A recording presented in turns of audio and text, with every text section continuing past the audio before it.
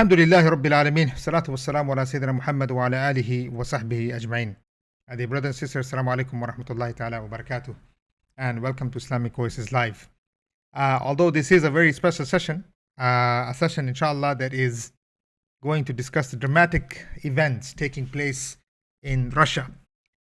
Who knew, brothers and sisters, that we would be witnessing a sort of a coup or a rebellion, or maybe what could have been or could have become a civil war, maybe Western intervention of a different sort.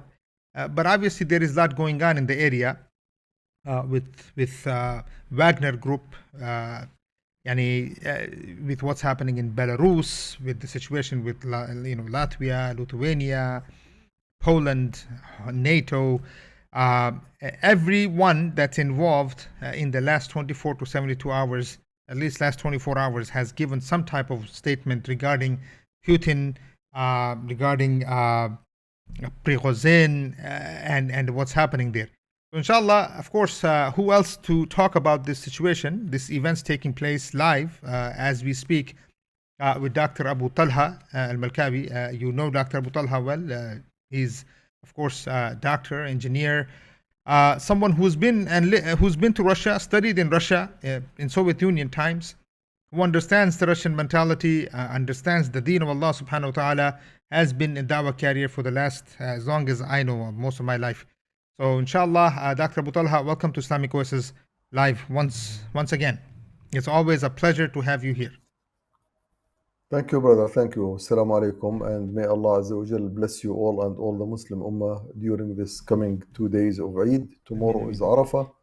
May Allah accept our prayers and our hard work to re-establish Islam as the rule and the norms of our new world order after we see what's going to happen to these big powers.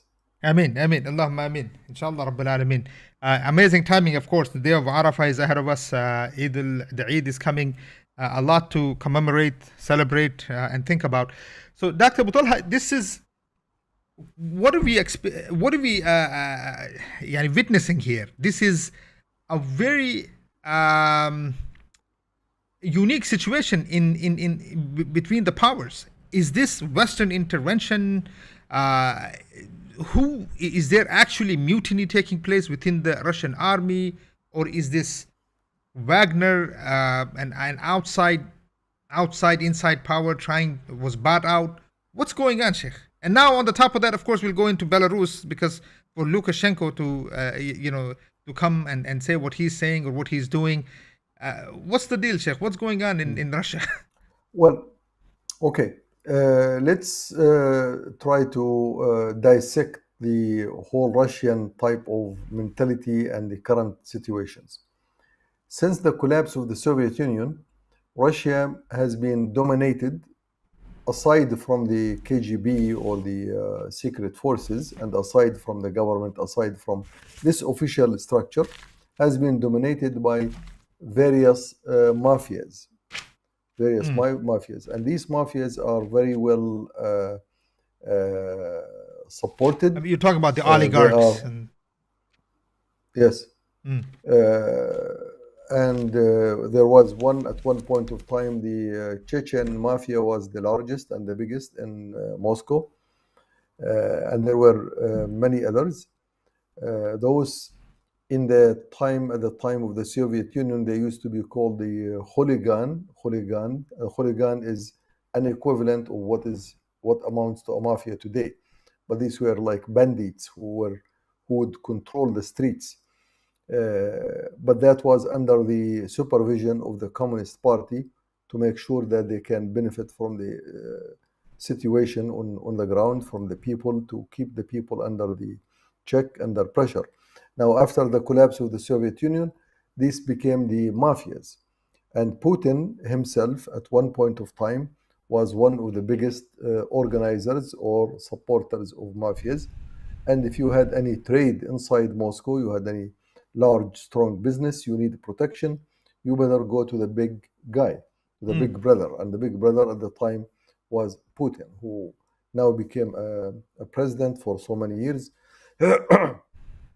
And the irony is that Wagner, which is run today by Prigozhin, this Wagner, I believe that it was the main organization that used to be run by Putin before he became a president.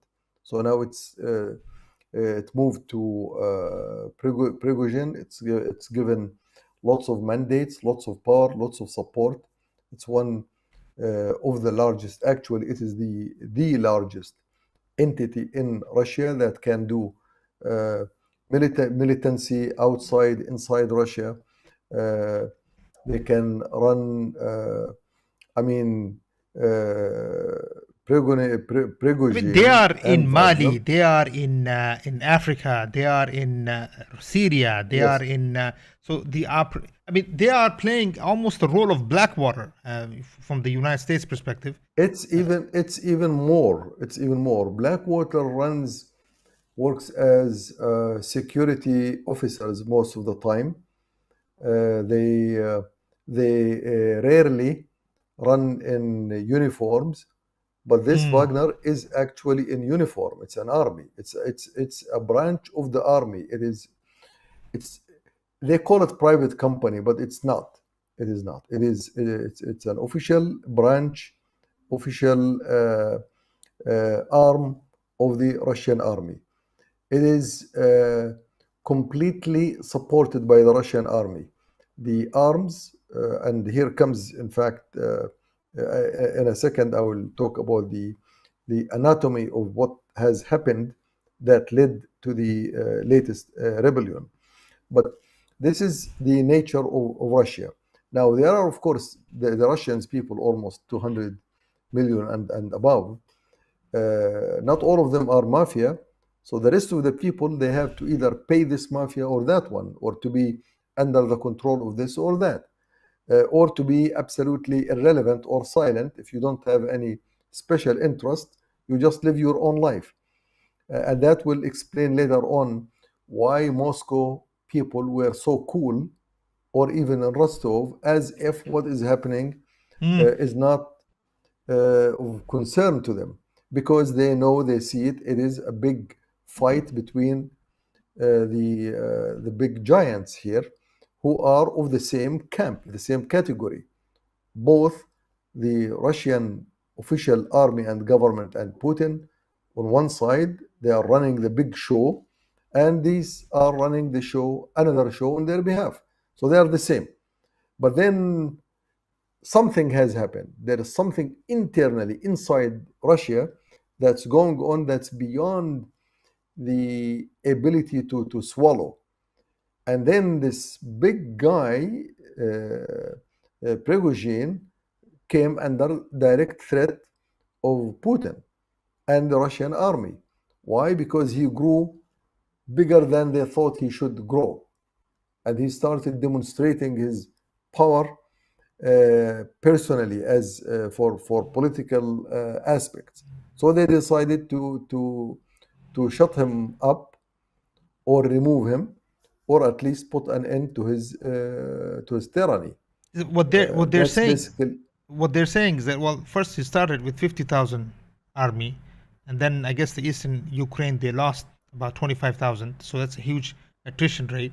And then I guess he moves from Rostov from Ukraine. He comes down, is trying to come down to Moscow, and they're saying that he did it because he wanted to teach a lesson to the Ministry of Defense, that this is how you do things. And Well, supposedly they told him, okay, you know what? I mean, obviously they made a deal, and he went to Belarus. So Sheikh, yeah. but then I guess the offer was, okay, whoever is in the army or was with Wagner now just kind of melts into the Russian army. But this is a Or rebellion, at least, Sheikh. You're saying it is a rebellion. well, yes and no. It's a rebellion because it acts in a rebellious manner. But it is It's not a coup. from the... No, it's not a coup.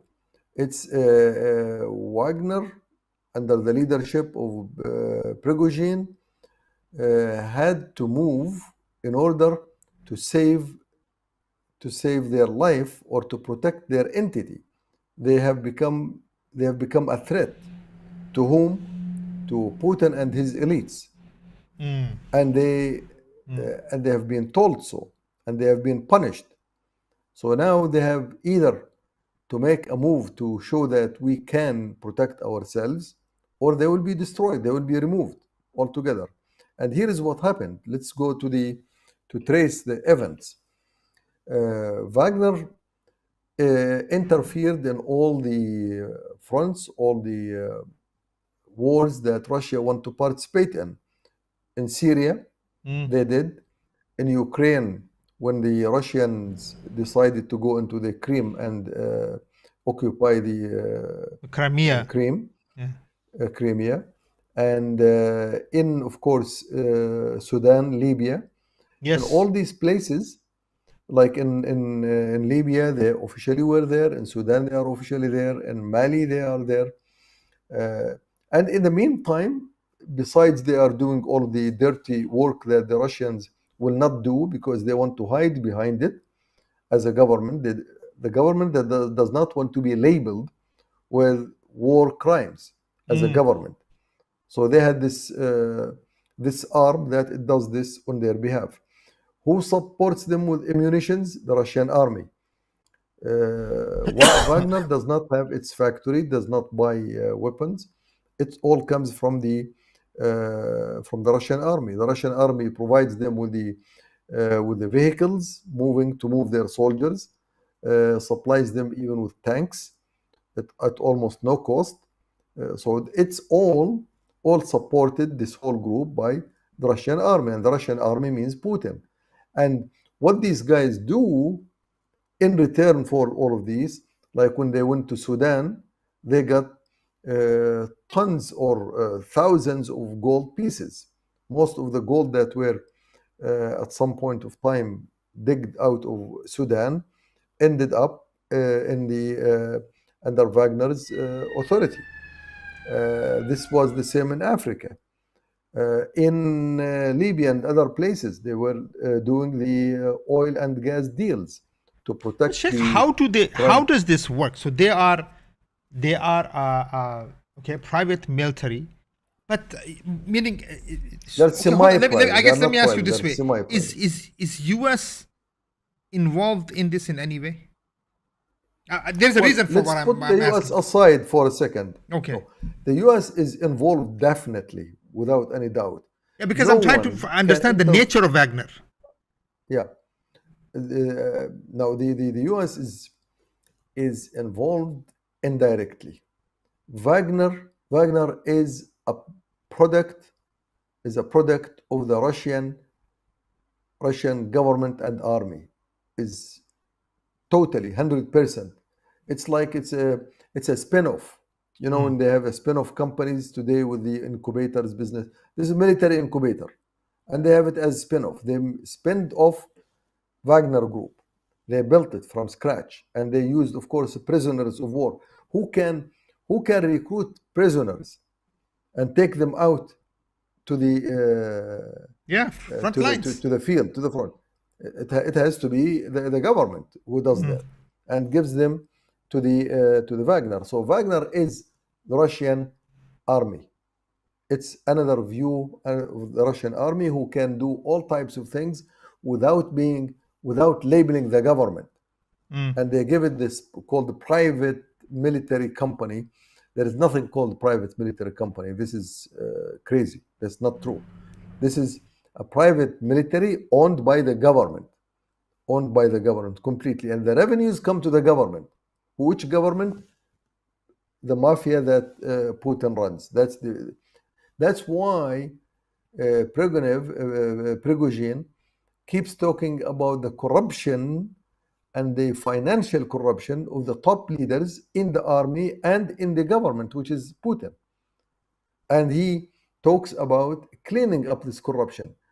It's not that he is cleaning the corruption. He doesn't like to give all the revenues to them because so he's doing the dirty work. They're hitman. making the money. Yes, they are making the money more than he does.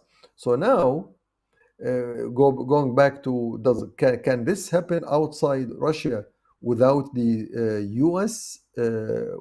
Watching eye and their hand? Of course not, because in Syria, no one can enter Syria and crush the revolution without the ordinance from the United States. Not even Russia as a government.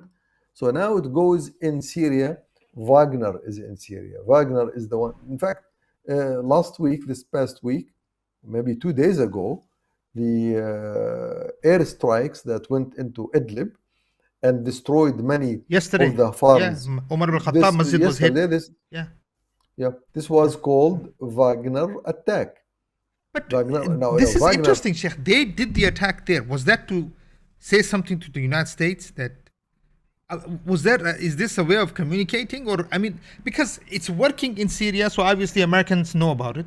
So the Russians are there, Russian wing is there, and at the same time, all this was playing out in Moscow. Yeah, well, that's to give a message that although we are in Russia, there's turbulence, but still we will not let go of our interests that we are protecting outside. And that's why they chose and they selected this poor farm village that has no way of responding. But let's go back a little bit, brother. When the Wagner group was able to make some successes at the very beginning, and they took over places in Donetsk and Bakhmut and other places, then the personality or the personal gain of the leader of Wagner, Prigozhin, started piling up. The name of him became more famous.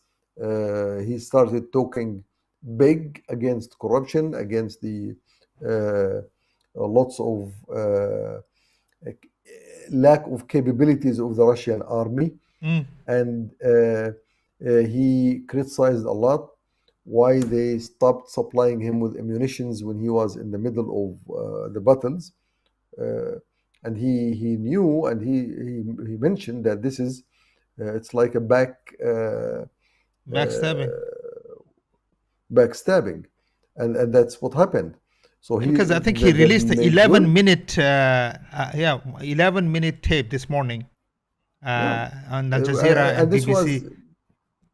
And this was actually almost more than 8-9 months ago when that started happening, that the Russian army was not supplying him with the ammunitions and the arms that he needed to continue the battle.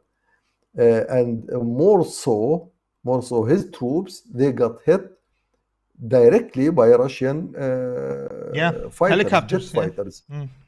Helicopters, they killed his troops. So he knew that something is happening, that the Putin is not happy with his performance, that he's becoming a threat personally. So something has to take place. So they cut him off from the weapons. And the Russians, they claimed at some point that we don't have enough munitions to give you, which is baloney. He knows that this is not true. That's you cannot fight a war and you say, oh, we run out of ammunition. Sheikh, does that mean that Russia also wants? I mean, I know I'm going a little bit away from the topic, but just do you feel that Russia wants this war in Ukraine to continue? I mean, is there, what's the interest? I mean, is it in the interest of the Russians to make sure this war continues on and on and on?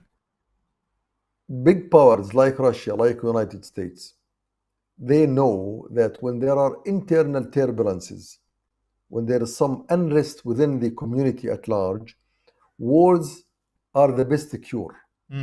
Brings people together. Especially external wars. External wars are the best cure because either you can win a big war and you can make it up for you, the people who are not happy, or the people will be scared to death to rise up because this will amount to national betrayal. National betrayal means that you become subject for death penalty. Law does not exist during war. So people will remain quiet no matter what the situations are. After all, we are in war. As long as we are in war, you have to shut up and march behind me. That's all you can do. So the continuation of the war is in the best interest of Russia for now, until they can deal with all of these internal issues.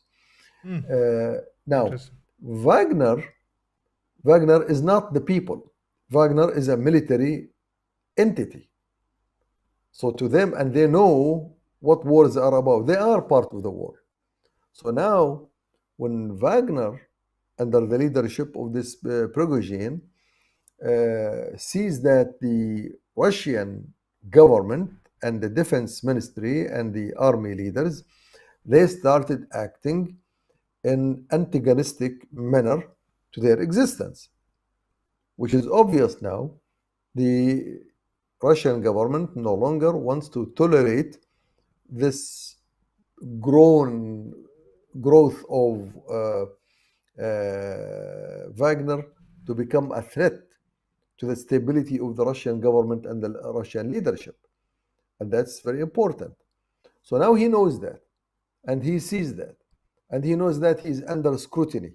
He sees that the government in Russia will no longer tolerate his growth, which has been growing in fame, growing in power, growing in achievements in various places. So he becomes a threat. So what can he do? That's where he decided to make this move to provoke the Russian government and the army to look, this is too serious. Because if we get in real war, real fighting, we will lose Ukraine altogether. We will lose the bigger war. So the Russian government has no choice but to come for a deal, to accept a deal, and he wants the deal. He wasn't coming to Moscow anyway, it seems. No. He was just to provoke the hell out of Putin and say, I am serious. And he made lots of internal messages saying that within the Russian army there will be lots of generals who are going to stand behind me. Those who are sick and tired of the corruption. And that's scary. That's scary because you cannot take these words as baloney, as just bluffing. There is a military move. There are 1,000 tanks marching towards Moscow. 5,000 troops. Rostov is under his control. So it's serious. Now, so they cannot be sure whether there is internal rebellion in the army, and if there is, that means it's over. So now here's the thing. So this guy who's the head of Wagner, Prigozhin, I guess that's his name, right? Prigozhin, is that how they say it? No, Prigozhin. He is now in Belarus. what do you think is going to happen to him? I mean, Putin is not that forgiving. He doesn't forgive anyone. Is he someone that is going to? Was this something that? Okay, you go to Belarus. What happens to Wagner now? I guess Wagner now just dissolves into the army, or there's. No.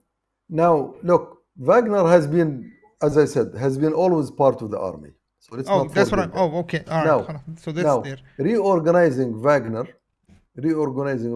is going to be only an organizational step within the army, how to deal with it.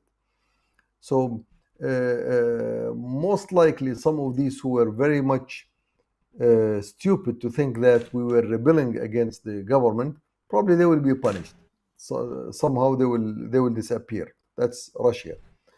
Now the top guy, Prigozhin, whether he would survive or not is unknown, depending on how much he can fix his relations with Putin, which the Western intelligence says it has been broken to a point where it can never be restored, which means he's over in one way or another. In I mean, one of Belarus, them was saying, I was listening to one. They said either he better make sure that his guards are closer, or his food taster is even closer than the guards, because yeah. I guess what Putin is capable of doing. I guess he poisons everybody to death. Whoever he doesn't like gets.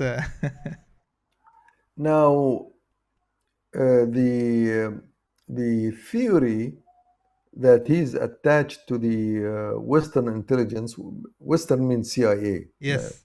No one in his mind he will go to become part of the French intelligence, especially at the level of Russians. That's not, and that's today what Lavrov was mentioning in one of his statements, that we are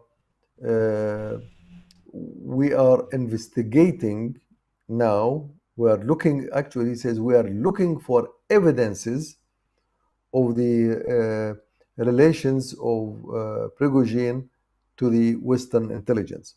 Now, when Lavrov mentions something, we are investigating, we are looking at evidences, that means he already has evidence. He has information. He will not dare to say something, then after a while it becomes baloney. So he has to fabricate somehow. So they want to link him somewhere, and so it becomes a national betrayal, a betrayal of the nation at the time of war. So probably, although within the agreement through the Belarus president, that the charges against Prigozhin, there are tons of charges, will be obsolete. They will remove all of the charges against him. So that was the deal. You go to Belarus, you stop being the Wagner guy. We will run Wagner now from now on. We will do whatever. You go to Belarus. Now what's in return? In return, we will remove all the charges against you. And that's what he accepted. Sheikh, there And is a he theory out went to there. Belarus. He did accept it. There's a theory that says, I was listening to some of the opposition people inside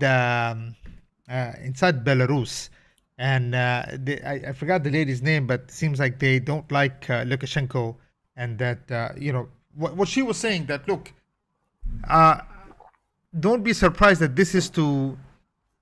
this could be another way for Putin or the Russian government to bring in fighters, Wagner fighters inside Belarus, to create some type of a situation inside Belarus, and then you have the other small countries around.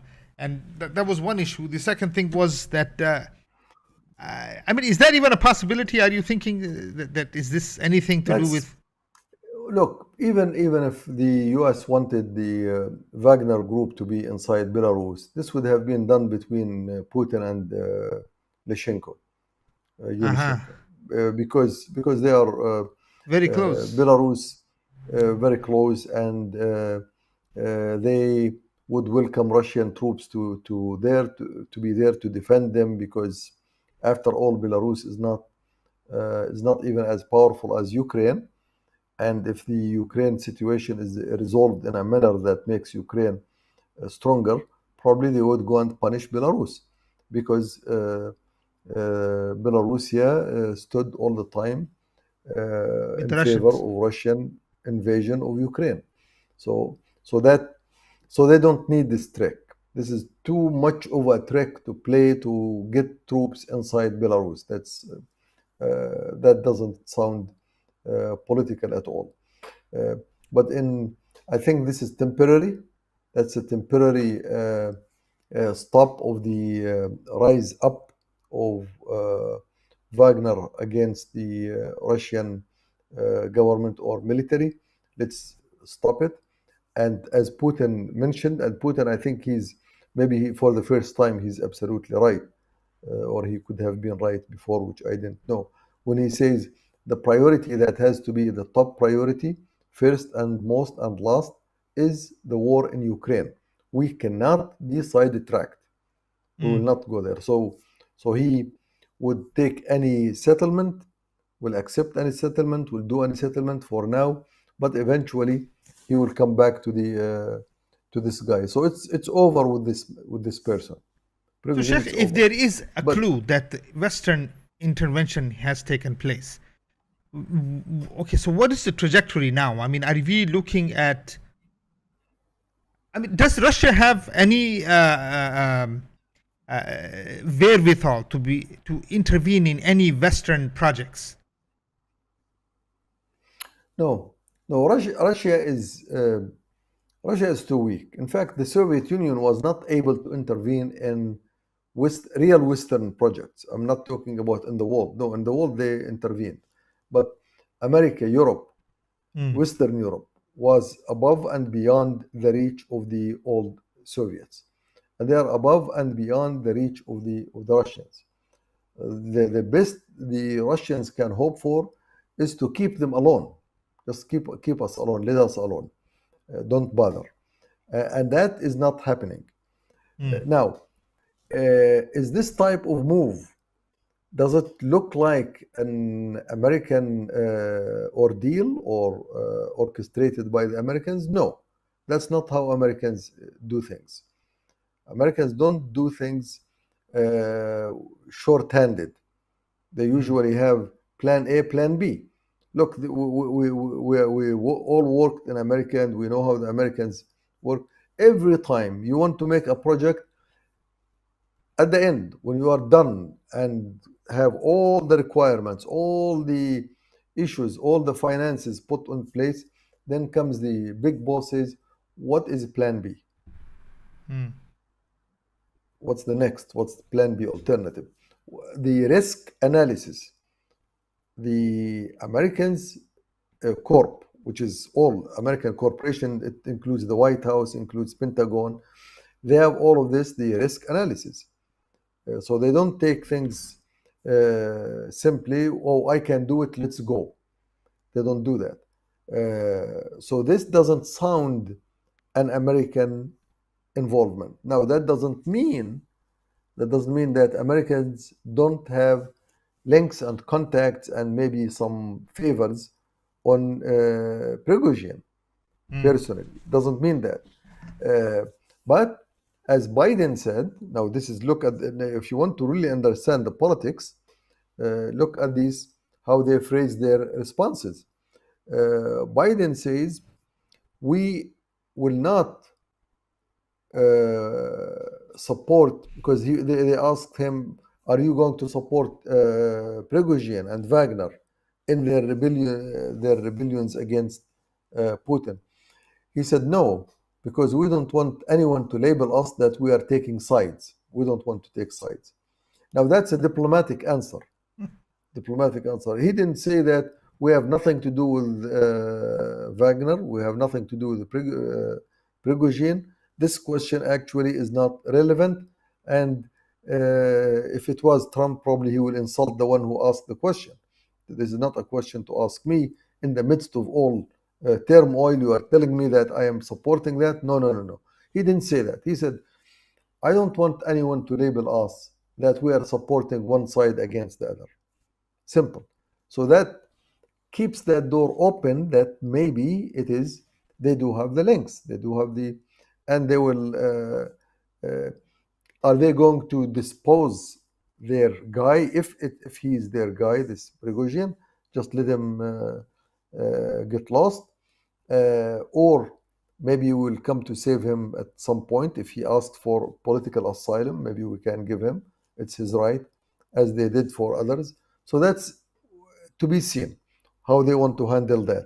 But until now, I think what happens in Russia, what happened, is a pure Russian culture.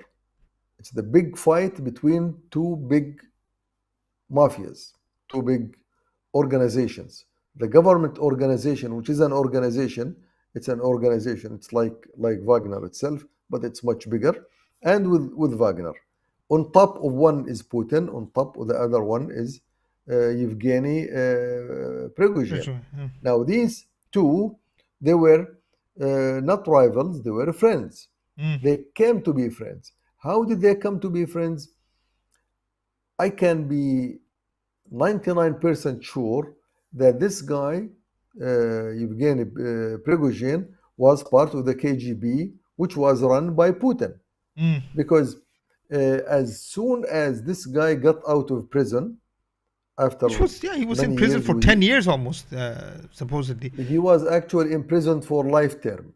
But because when the Soviet Union collapsed, he was able to get out of jail and all his sins were evaporated. No more country. Not forgiven. Soviet Union is gone. So all the rules and the judgments are gone. So he's out. And within less than 10 years, he becomes a multimillionaire.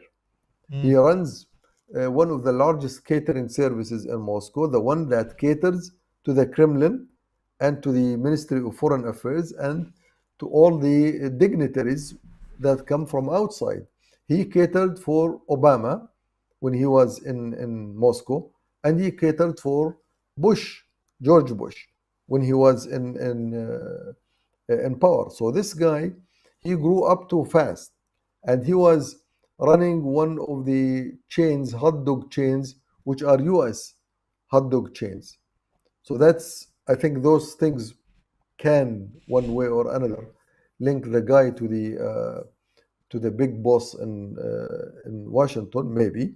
But that's how he grew up so fast. And Putin acquired him. And some claim that he was close to Putin, even when Putin was still in the KGB, not the head of the KGB, was just an officer. So they knew each other from that time, which means he worked for the KGB, the Soviet KGB, before he got imprisoned, before he went to. So he was just like a spy, like everybody else at the time. But so, Sheikh, he goes to jail for the. So now you have. So Russia is weak. Russia is now seen as. I mean, how is it portrayed? All of this is happening, and Russia is now portrayed as a country with crisis and a weak country. Is that a right assessment now, or and then if this is true, no. What happens to? Go ahead. I'm trying to figure out now how this can be utilized by the West. If I was the West, well, the West is already utilizing that with the war in Ukraine. Right. Yeah. Because Zelensky is out there. He gave a statement. He said we were expecting this already, and it's a dead end for Putin and this and that. But even the war in Ukraine, Zelensky had nothing to do with it. It was instigated by the U.S., enforced and prepared by the U.S. So is United States achieving the goals in the Ukraine? Is this part of achieving the goals? Is this kind of what was expected? In the Ukraine, I mentioned in previous interview here on this on your program that the major goal of the Ukraine war, number one, was containment of Europe. Containment so that Europe does not flee away from the NATO and the US dominance and hegemony over Europe. That's number one, without any doubt. Now, number two is to keep Russia in the box, so it doesn't come out of the box that it put itself in. Russia put itself in after the collapse of the Soviet Union, and then they started coming back or dreaming to come back to the old days of power and fame. So that is a second goal. So first one, keep Europe contained. Number two, prevent Russia from getting or evolving one more time into a superpower that can become worth being a rival to the United States. And both goals are being achieved. Both goals. Europe is back on its knees to the United States, back into the NATO. No more stupid talks by the French kid or whoever is in the presidency there, who was saying that NATO is in the ICU. We are not going to pay to NATO. Now they are paying more than they were paying before because of the war in the Ukraine. And they are paying money which they cannot afford.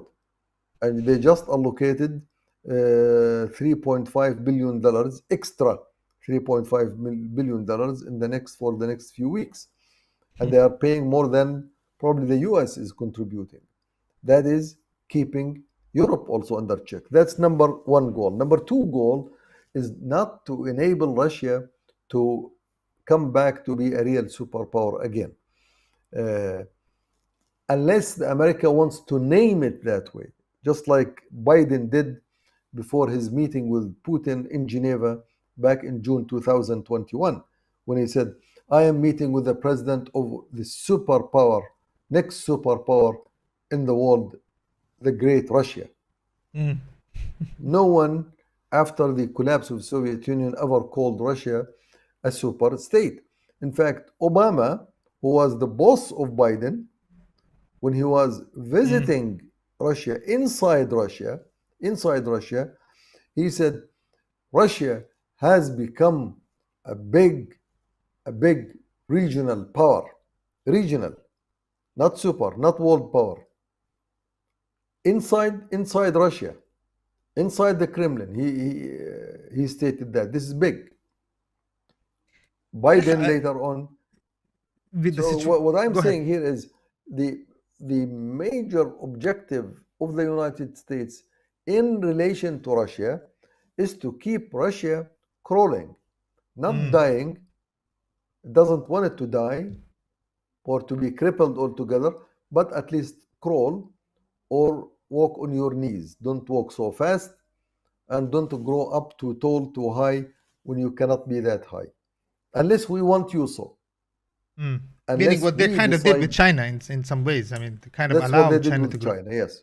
So, Sheikh, as far as Iran, I don't know if you're seeing what's happening in Iran. I was just wondering, with all of this happening, I mean, I when I'm looking at these events, I kind of think they're not happening in isolation, or maybe obviously surprises are always there. But with Iran, the Americans are making very interesting deals with Iran as this whole Russia issue is going on.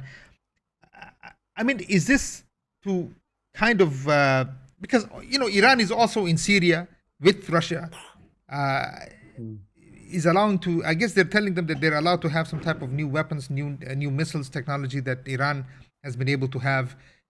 Sheikh, is that to isolate Russia from Iran also, as much as they're trying to isolate Russia to keep them at bay from China also? Well, look, as I said, America does not want Russia to die. To crawl. America wants to keep Russia to survive, but to crawl, not to be big. Now, America does not want Russia to survive with the help of China, because China has its own ambition. It's big. China is too big to contain, but it's containable, but it's too big.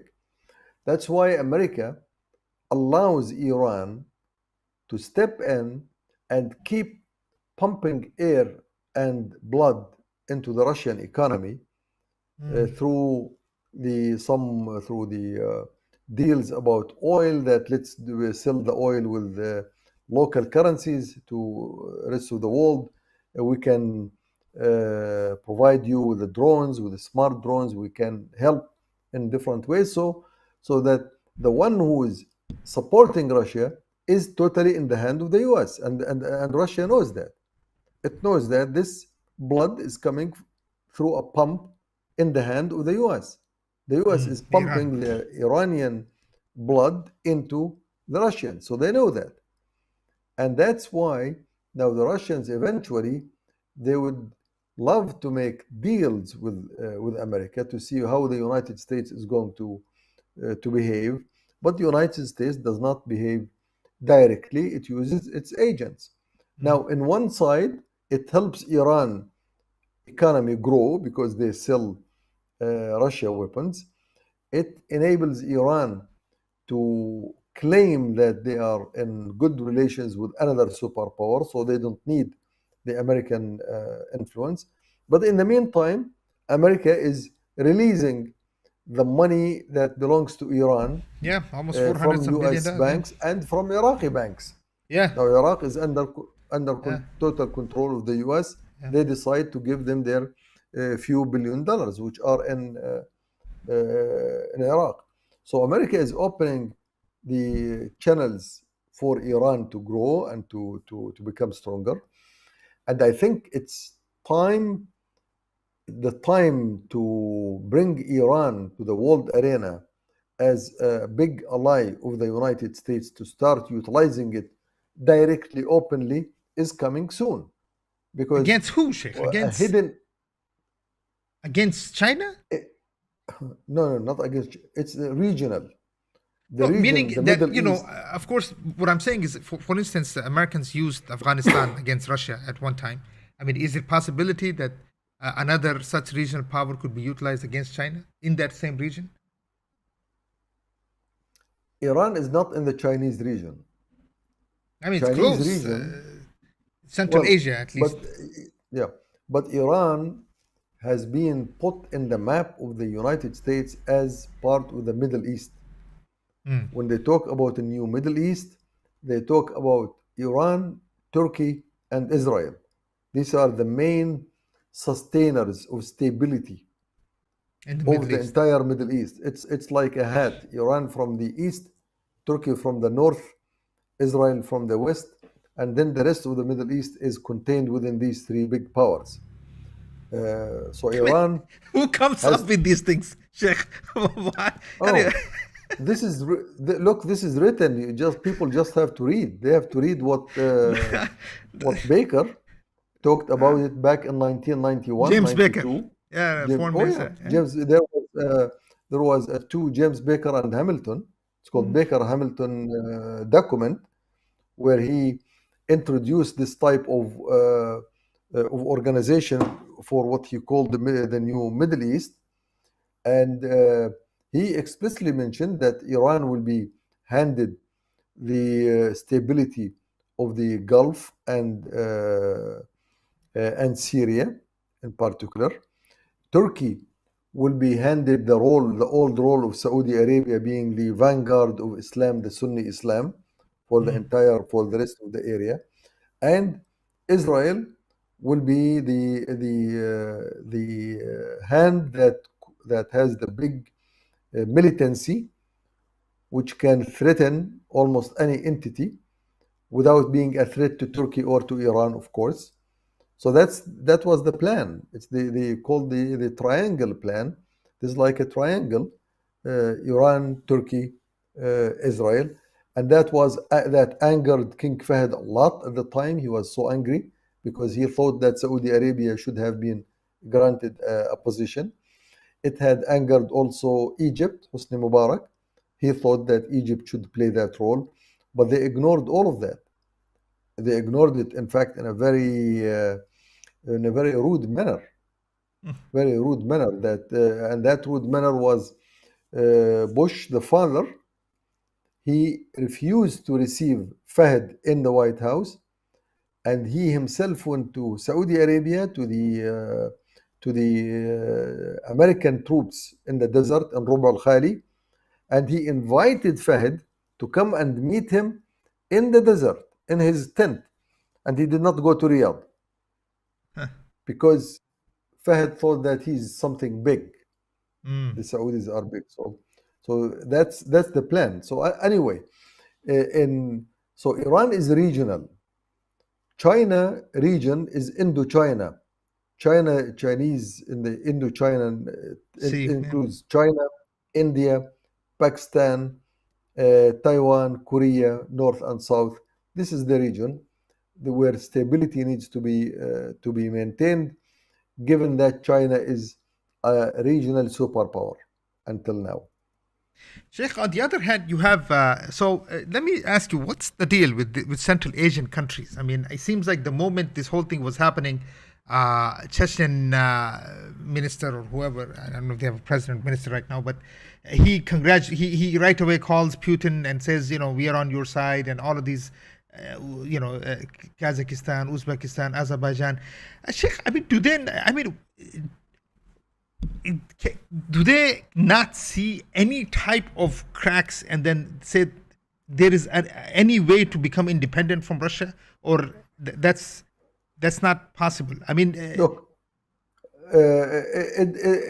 it differs from one place to another place. As far as Chechen is concerned, the Chechens, they find this situation a suitable situation to replace Wagner.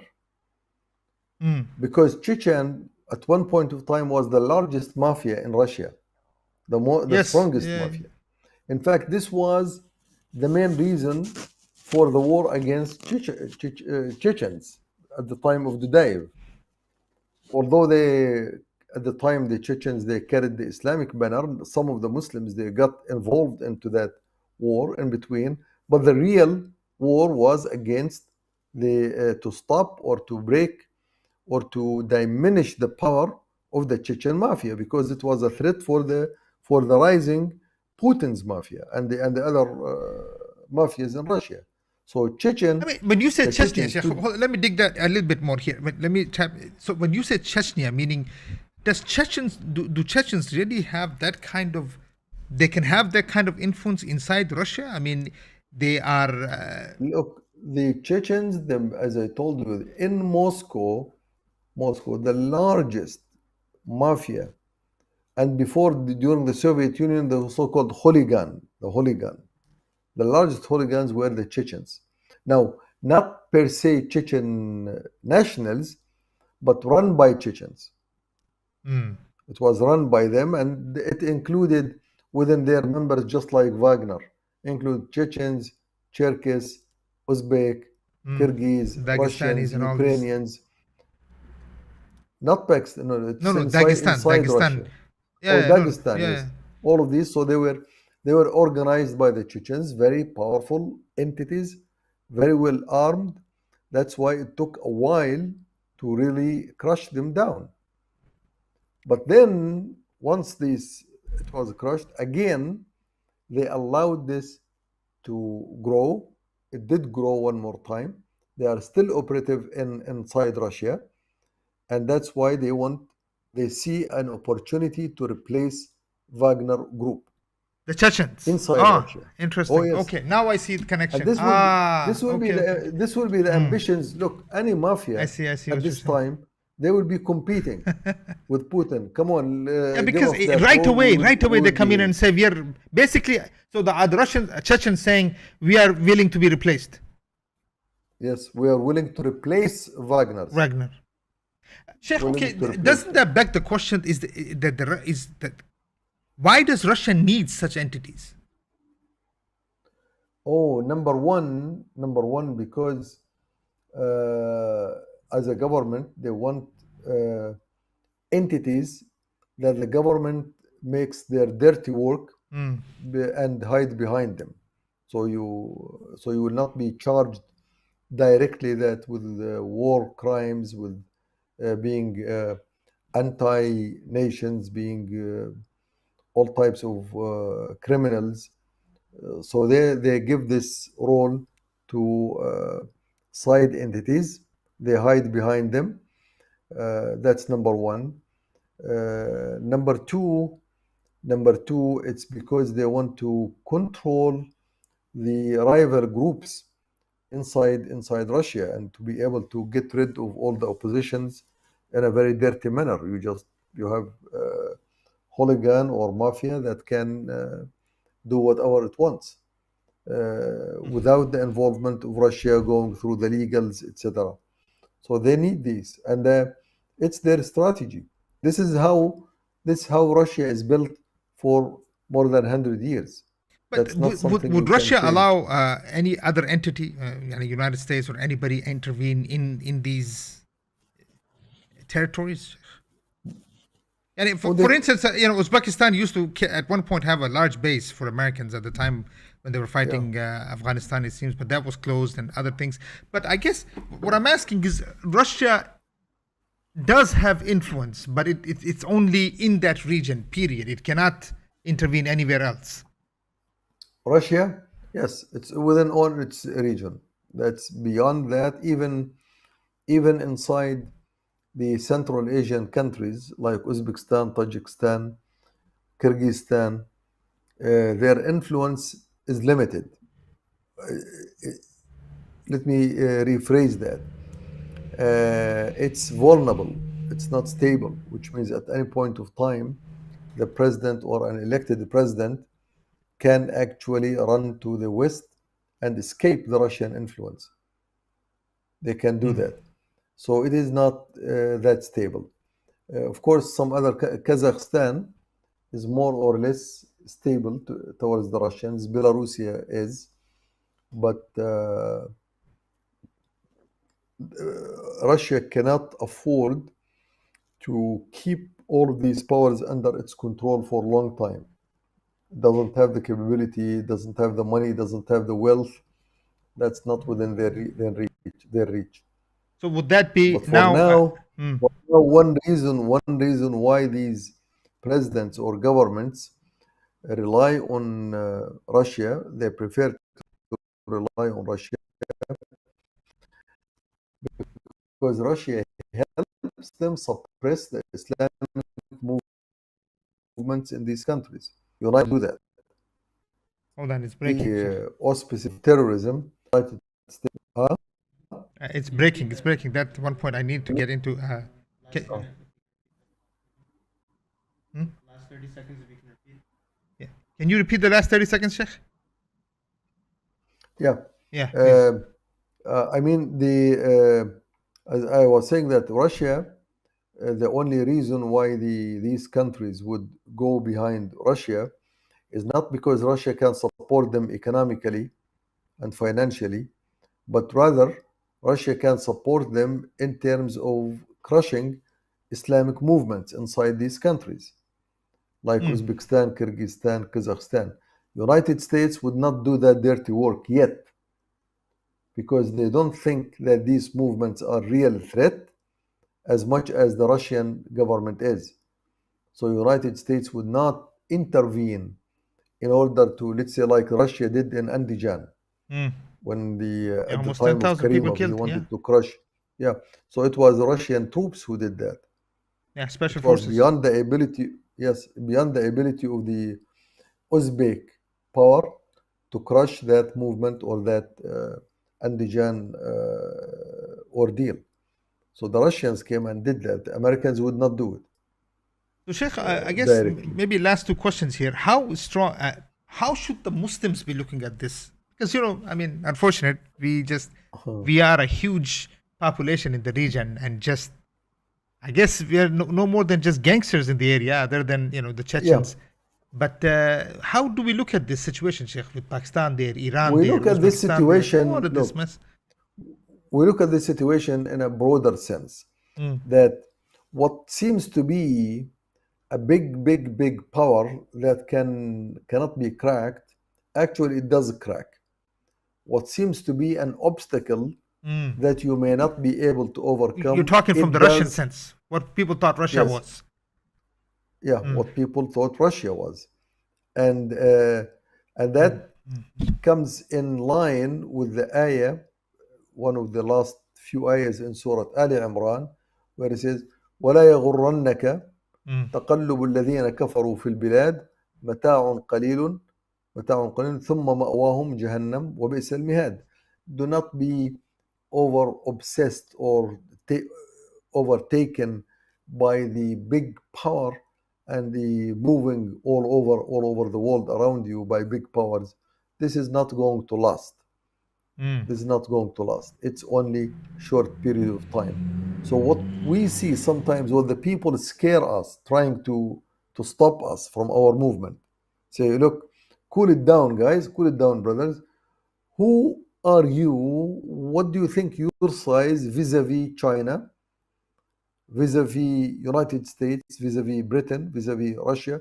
Who do you think you are? You have nothing. You have zero. And these powers are here to stay. They are giants.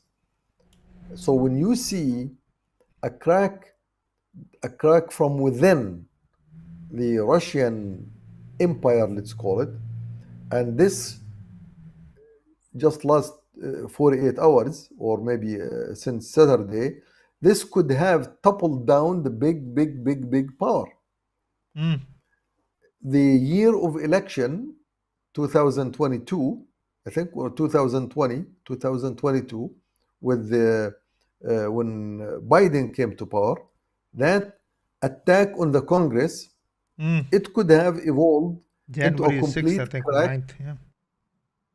Yeah, that's the in November when the election took place and Biden was announced as president and Trump refused to accept and then the people marched into the Congress. They almost destroyed everything inside. They tore it down from within. The financial collapse, which is a few months ago, the Silicon Valley Bank, when it really collapsed, there was a big fear in the US that we are coming to one more 2008, but this time much stronger, much powerful. Big fear. Until today, that fear did not go. Every day they talk about inflation, they talk about rising prices, they talk about potential collapse of the Recession. dollar and recessions. At any point of time, it's happening, which means to me as a Muslim now, as a Muslim with a mission. Now, a Muslim without a mission doesn't care. The only thing the Muslim without a mission cares, oh, if there will be a financial collapse, am I going to save my money? What do I do with my money? Let me buy gold now. But a Muslim with a mission, which you see big obstacles in front of you, big powers, these events, small signals, it just tells you hang on there. Just hang on. These SubhanAllah, very so-called true. big powers, they are crackables. They are crackables. They are vulnerable. They are just like the throne of Suleiman, which was actually dead. He was dead. His throne was dead. His stick was dying until it was uncovered by a small worm. So all of these issues to us, they mean a lot of things. Now, as Biden was saying, we are not siding by either Wagner or the Russian government. We are looking at things from much bigger perspective. We are saying that, look, if you hang on with your ideas, with your thoughts, with your method, with your ambitions, with your hopes, hang on, stick to them. Don't let go of these. Don't be scared. Don't be scared by this giant look on the faces of your enemies. These giant looks on the faces of your enemy, beneath them, there is a crack. Behind them, there is a crack that can actually destroy that face at any point of time without you moving a finger. But you better be ready to make your move. If you are not ready to make your move, Russia will collapse, United States could collapse, but you can do nothing. You'll just be wandering around, oh, what's happening? You have to be ready. to make your move at the right time. And that's what we make at the right time, not necessarily this movement of Sure. No, I understand. I mean, this is very Prigozhin. interesting, Sheikh, that, Yeah, it could that, be something else. That's why we are interested in this. no, that's the whole point. I was, it's very interesting that this is happening at this time. I mean, Russia Yeah, never, no one in the last, heck, just 2 days ago, no one was thinking this is possible. All of this, can yeah. happen in Russia. And so that means, Sheikh, final questions. United States, how vulnerable is United States, do you think, sitting from outside with what you're seeing Very with happening vulnerable. with Very. Trump, and now you have elections coming up, and there is concern. Are you? There's so much going on, Sheikh. Yani constant. There is tensions between people calling for homosexuality and people carrying guns and killing each other, racism, even people not believing or trusting in the elections. Sheikh, what are you expecting? What would 2024 look Look, like? United States is more vulnerable than Russia. Russia is more homogeneous also than US. US is absolutely heterogeneous.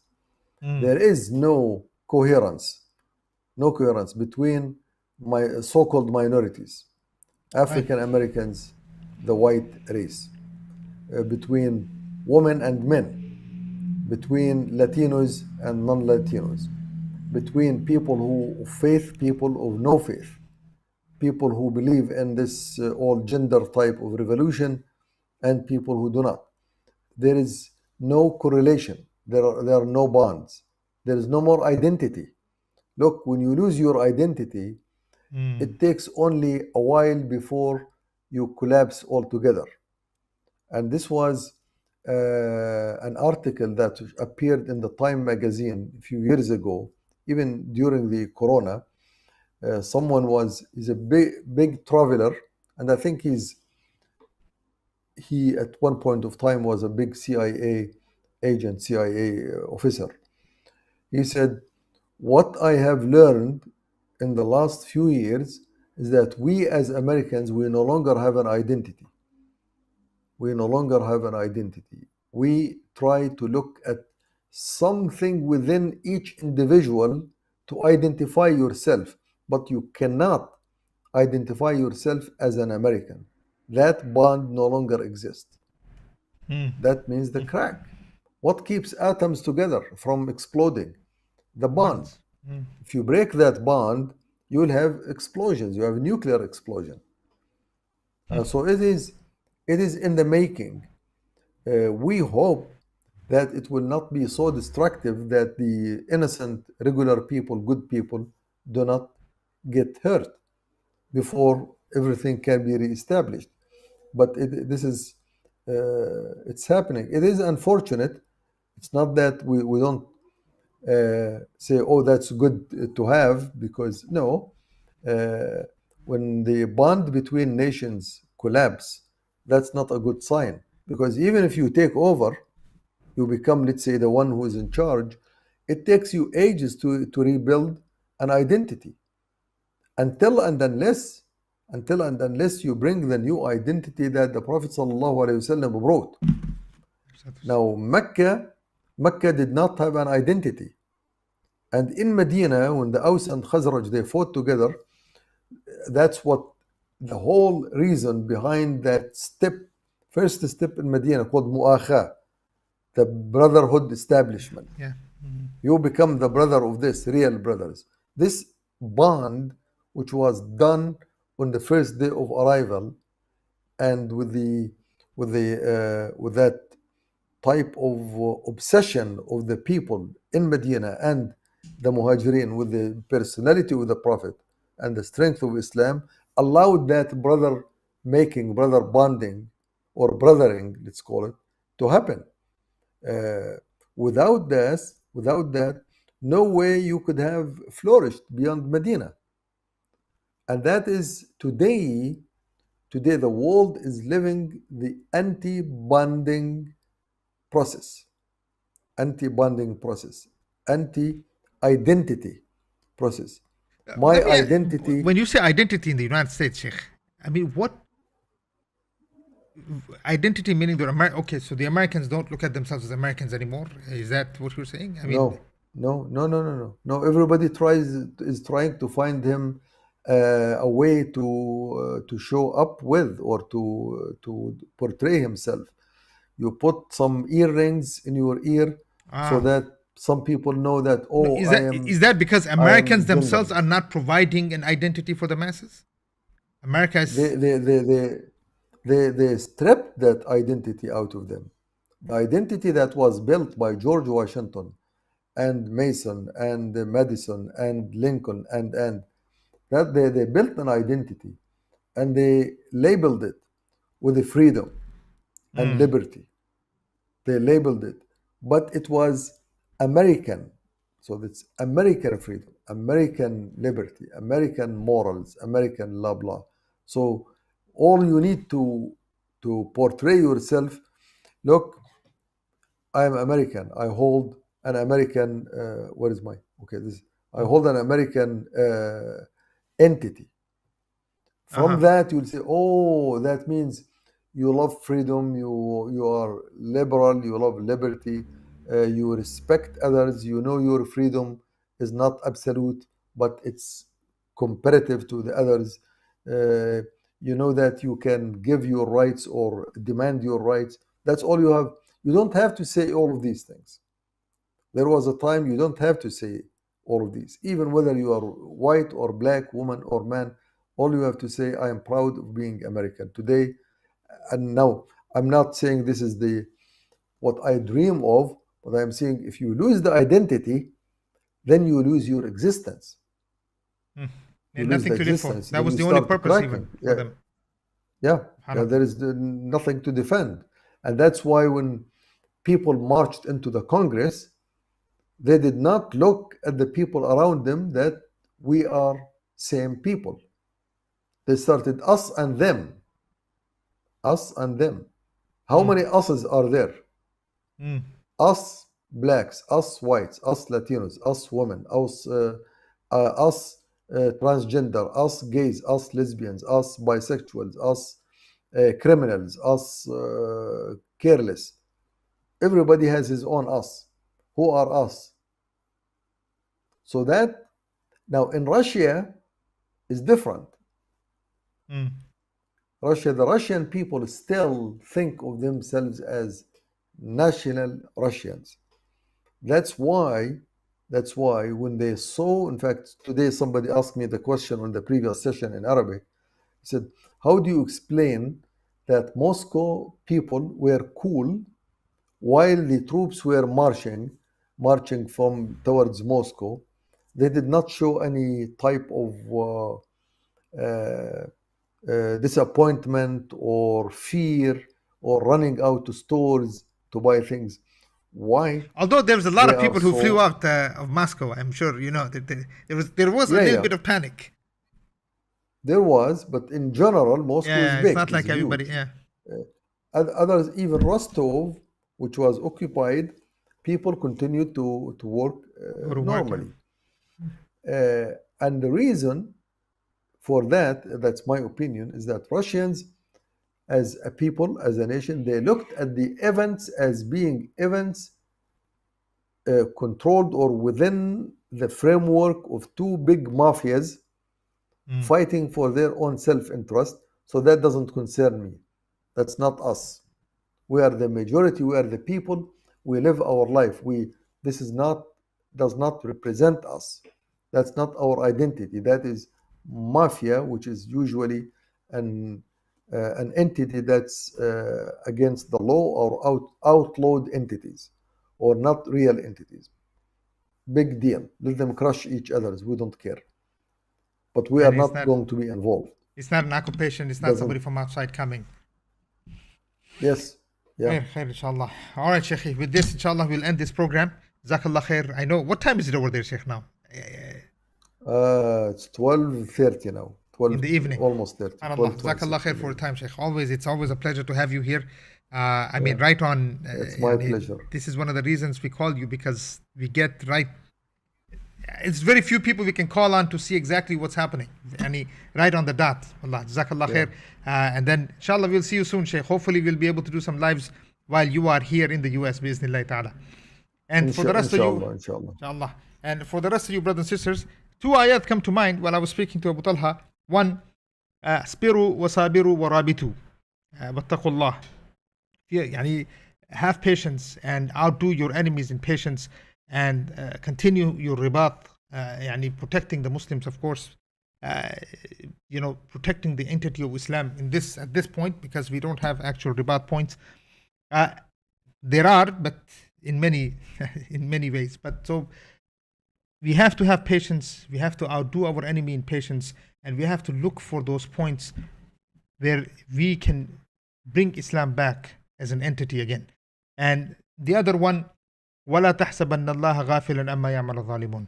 That don't think at any time, especially in these days, brothers and sisters, time to make a lot of dua and lots of thinking in the days of Hajj and Dhul Hijjah, that don't think that Allah subhanahu wa ta'ala is ghafil of what the zalimun around us are doing. Who knew that we would be discussing this situation in Russia, and who knows, in the next 24 hours, in the next 24 months, in the next 24 weeks, it could be another power that we never thought could ever break, we could be discussing. But we pray that Allah subhanahu wa ta'ala has prepared a group of people within the Muslims to be able to see the situations happening and to take advantage of those weaknesses and bring Islam into power. As Muslims should be constantly thinking how to make the kalima of Allah subhanahu wa ta'ala, kalimatullah ila al-uliya. Jazakumullahu khair. We'll see you guys next time. Assalamu alaikum wa rahmatullahi ta'ala wa barakatuh.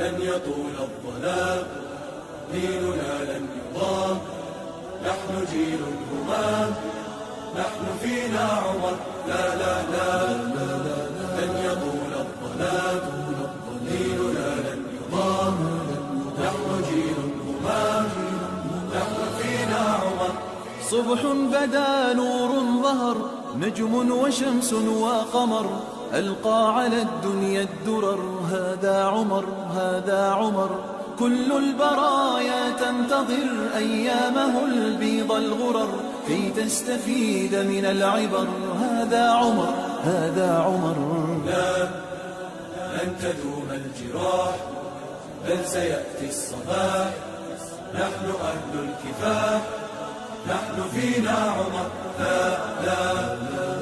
لن تدوم الجراح بل سيأتي الصباح نحن أهل الكفاح نحن فينا